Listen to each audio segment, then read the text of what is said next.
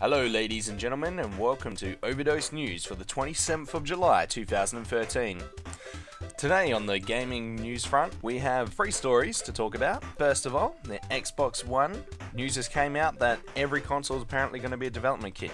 We'll talk about that more in a little bit.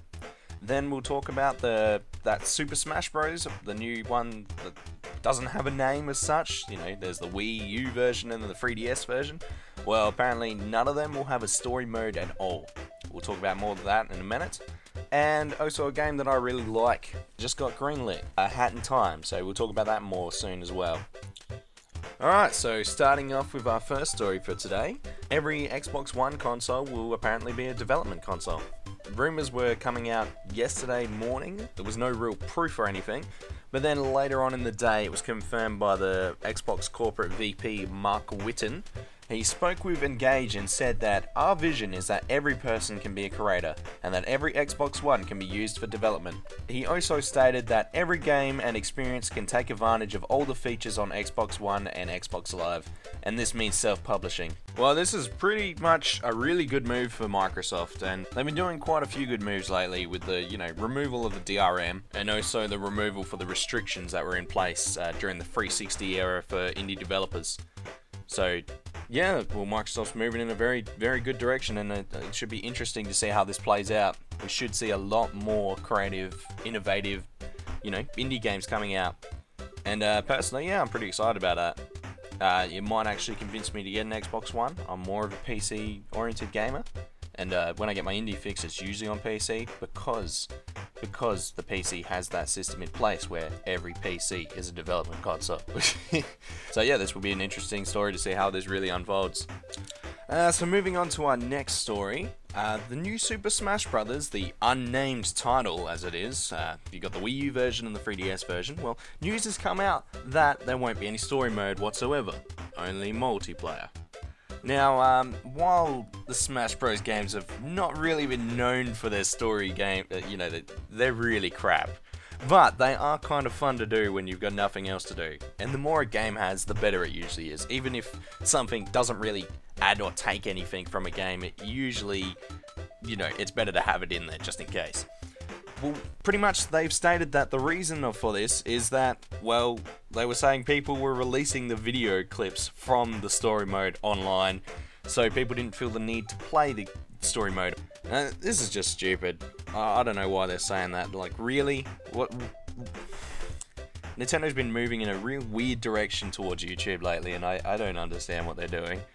It doesn't make any sense. Nintendo was this happy-go-lucky company, everyone loved Nintendo. Nintendo was the king of all other companies, and then lately they've just been doing some really weird shit, and it doesn't really make any sense to me at all.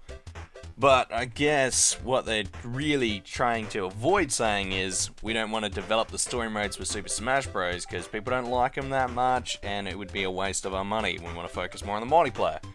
But I don't know why they couldn't just say that. So apart from that, that's not... there's not much really we can talk about for this. That's it. There's going to be no story. There's nothing you can do. Nintendo's made the games already. No story inside. But I'm sure there'll be a heck of a lot of content still within. Just no story mode. You still have the basic run through, battle all the things, and then fight the master hand at the end, or whatever they decide to put at the end. So yeah, it'll still be, reasonably good game. Alright, on to our last story, which is that, well, A Hat in Time has been greenlit. This is personally really exciting for me because I've been following this game since the Kickstarter campaign started. If you guys haven't checked out this game before, it borrows a lot of art style and gameplay wise from the GameCube and Nintendo 64 era, and personally those were some of my favorite games. I don't know if it's just nostalgia or and such, but I've looked at alpha builds of this game and it looks absolutely fabulous.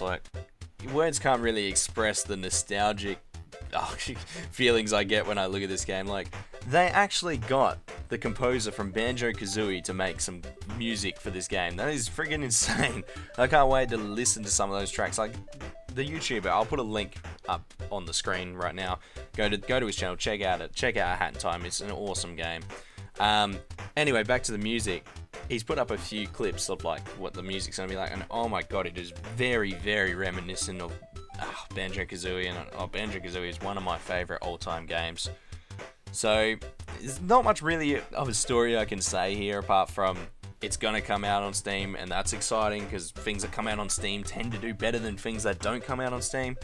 But oh my god, just check out this game, guys. It's really good. Anyway, guys, that wraps up the news content for the 27th of July 2013. I hope you guys have enjoyed getting your fix, and if not, leave a comment below telling us what you didn't like, and we'll get around to try and make this channel the best that we can for you viewers. And there's links in the descriptions to all stories that were mentioned above. Anyway, guys, that's me done for today, so I will see you guys at another occasion when I make one of these again.